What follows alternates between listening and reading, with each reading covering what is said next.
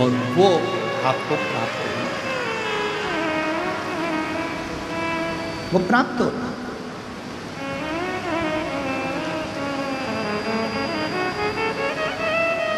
शिव जी कोई श्रेष्ठ का,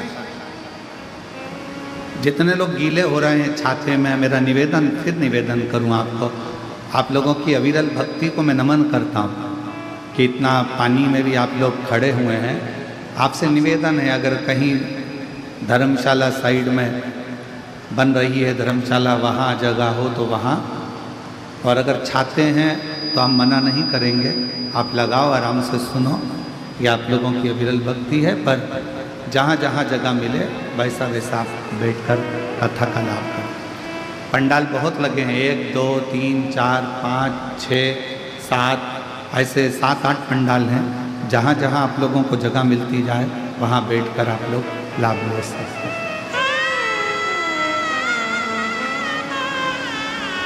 शिव कथा कर रहे हैं।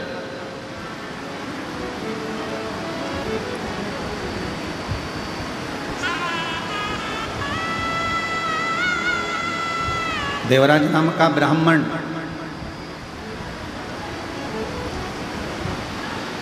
और उस देवराज नाम के ब्राह्मण का सबसे बड़ा क्रम कि ना मैंने कोई पुण्य करा, ना मैंने कोई दान करा, ना मैंने कोई सत्कर्म करा, ना मैंने कोई गुरु बनाया, ना कोई मैं तीर्थ गया, ना मैं कोई अच्छे कार्य के लिए गया। फिर आखिर एक बात समझ में नहीं आती कि मैंने कोई ऐसा बड़ा काम नहीं करा, मैंने कोई सत्कर्म नहीं करा, मैंने कोई पुण्य नहीं करा, मैंने कोई दान नहीं करा, मैंने कोई गुरु नहीं बनाया, फिर ऐसी कृपा, फिर ऐसी करुणा कि मुझे नंदी पर बिठाकर कैलाश धाम के लिए लेकर जाए। ये पुण्य कौन सा? तो कहा एक पुण्य, देवराज तुम किसी तीर्थ में नहीं गए, तुमने कभी कोई दान नहीं करा, तुमने कोई वेद नहीं पढ़ा, तुमने कोई पुराण नहीं पढ़ी, तुमने कोई शास्त्र नहीं पढ़ा, और ना तुमने कोई गुरु मंत्र लिया, पर एक पुण्य तुमने करा। पहला पुण्य था शंकर भगवान के मंदिर तक पहुंच जाना। शिव महापुराण की कथा कहती है, जो शिव के मंदिर तक पहुंच जाता है, समझ लो वो सारे तीर्थ कर लेता है। पूर्ण बोल बम का नारा है, सारी समस्या का हल मान।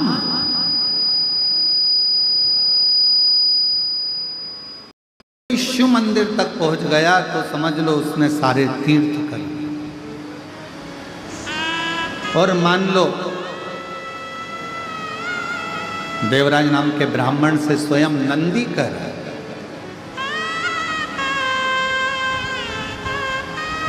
यदि मंदिर में पहुंचने के बाद उसने अगर भगवान शंकर की कथा को, शिव महापुराण की श्रवण कर लिया, वाचन कर लिया, सुन लिया, तो समझ लो उसने सारे वेद पुराण और शास्त्रों को पढ़ लिया और श्रवण कर लिया सब।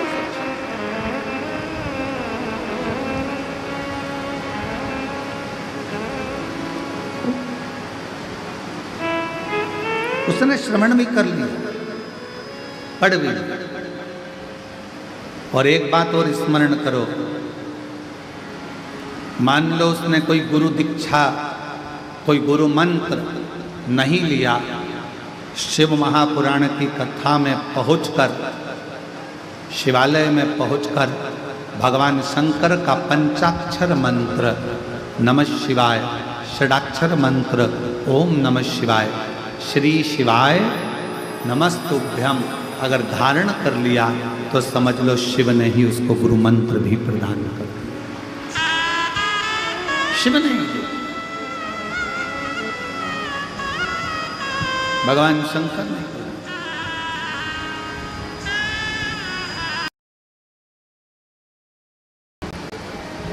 गुरु का काम भी मार्ग दिखाने का है और शिव महापुराण का काम भी मार्ग दिखाने का है।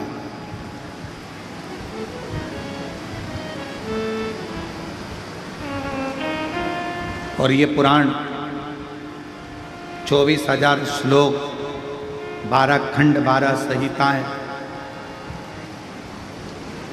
करोड़ों शब्द, ये हमें मार्ग प्रशस्त करते हैं। मार्ग, हाँ, गुरु भी परीक्षा लेता है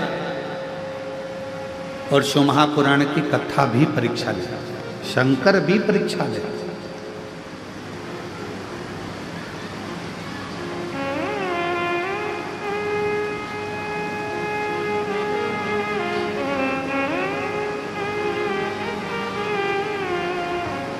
गुरु का काम है, वो भी कभी कभी परीक्षा ले लेता है। एक गुरु जी अपने चेले को, बहुत सारे चेले बैठे थे, शिष्योहन बैठे थे, और गुरु जी ने उनको अपने भाव से कहना प्रारंभ करा कि अपना कार्य खुद को करना चाहिए, किसी दूसरे पर आश्रित नहीं रहना चाहिए। जो स्वयं का काम है वो स्वयं करो, दूसरे पर आश्रित मत रहो। ये गुरु जी प्रवचन में कह रहे थे। और फिर गुरु जी ने कहा, 3 ऐसे हैं जिनका कार्य स्वयं का मानकर किया जाता है। पहले नंबर पर माता, दूसरे नंबर पर पिता और तीसरे नंबर पर गुरु।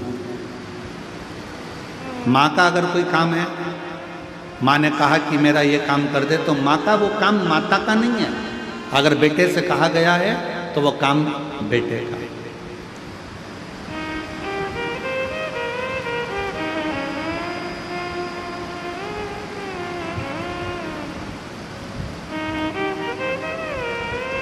चार साल पहले सूरत वाले सोमानी जी कथा करवाए थे हॉल के अंदर। क्या है सोमानी जी? उस समय पर खटिया पर हम बैठे थे तो आपसे बात कर रहे थे, तो एक प्रसंग आपके मुख से निकला था कि हमारी माता, तो भाभी जी बोली थी हमारी सास और हमारे ससुर का नेचर ऐसा था, वो अपना काम भी स्वयं करना पसंद करते थे और रसोई घर से जितने लोग आ जाते थे उनको खिलाकर प्रसन्न होना पसंद करते थे। हमें वो संवाद भी याद है हमारे, आपका वो बोला हुआ। और वही शिव महापुराण की, गुरु शिव महापुराण की कथा कर रही है, व्यक्ति को अपना कार्य खुद करना चाहिए, पर 3 का काम उनका नहीं होता। 3 का काम, अगर माँ का कोई काम है, माँ ने कहा कि बेटा मेरा ये काम कर दो, तो माँ का वो काम केवल माँ का नहीं है, बेटे का फर्ज है। माँ का कार्य करे तो वो काम केवल माँ का नहीं होता, वो काम अपना खुद का होगा। पिता ने कहा बेटा मेरे लिए ये सामान ला दे या मेरा ये काम कर दे, वो काम पिता का नहीं होता, वो काम स्वयं बेटे का होता है। और गुरु ने अगर कोई काम कह दिया तो वो काम गुरु का नहीं होता, शिष्य का खुद का होता है, वो गुरु का नहीं, स्वयं शिष्य का। और कोई ये ना कहे कि ये गुरु जी का काम है। गुरु पूर्णिमा के अवसर पर अगर आप कथा में आए हो, खड़े होकर भोजन परोस रहे हो, रोटी बेल रहे हो, सब्जी बना रहे हो, आलू काट रहे हो, सब्जियां काट रहे हो, सेवा कर रहे हो, पानी पिला रहे हो, किसी को नाश्ता करा रहे हो, ये मत सोचना कि ये काम तो गुरु जी का है, गुरु जी का है, गुरु जी का है। सब श्री शिवाय नमस्तुभ्यम बोलने वाला एक एक बच्चा शंकर जी का चेला है, शिव जी का शिष्य है। और ये कुबेरेश्वर धाम की गुरु पूर्णिमा की कथा गुरु जी की नहीं, एक एक बच्चे की और एक एक व्यक्ति की है जो शंकर को भजता है, शिव का तत्व।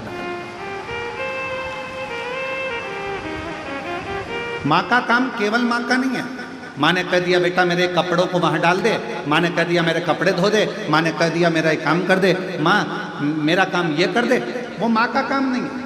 शिव महापुराण की कथा कहती है गुरु अपने शिष्य से कह रहे थे, जितने शिष्य बैठे थे सबको कह रहे थे अपना काम स्वयं करना चाहिए, पर 3 का काम अपना खुद का होता है। पहला माँ का काम अपना खुद का है, पिता कोई काम बताए वो अपना खुद का है, और गुरु अगर कोई भूल से भी तुमको काम बताते तो वो अपना खुद का है, उसको करना चाहिए, उसको बोलना नहीं चाहिए।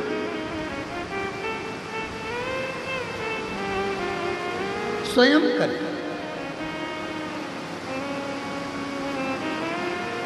हमारे यहाँ अगर कोई कार्य होता है और कोई चीज़ का पता लगाना होता है कि भाई ऐसा ऐसा काम है, हम इंदौर में सूचना चंदन सोनी जी को कह देते हैं, चंदन भैया जरा पता करना है जरा, चंदन सोनी जी, तो चंदन सोनी जी दुकान को छोड़ देते और पहले काम कर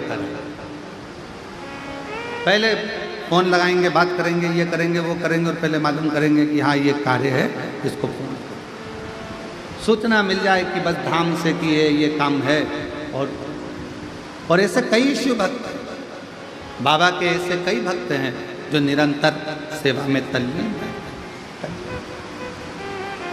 तो शिव पुराण कह रहे, माता का काम अपना है, पिता का काम अपना है, गुरु का काम अपना।